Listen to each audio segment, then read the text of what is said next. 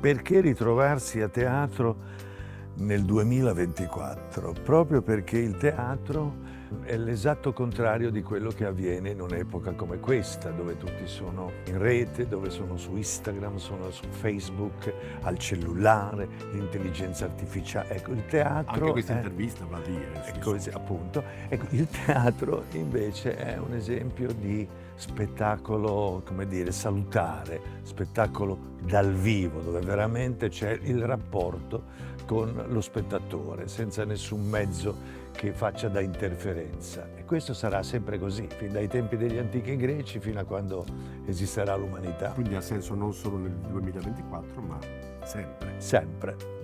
Il nostro spettacolo Dove eravamo rimasti è una sorta di continuazione del racconto che facciamo da anni. Ritorniamo a raccontare per il nostro pubblico, che come diceva Massimo prima, è una famiglia allargata che abbiamo in platea.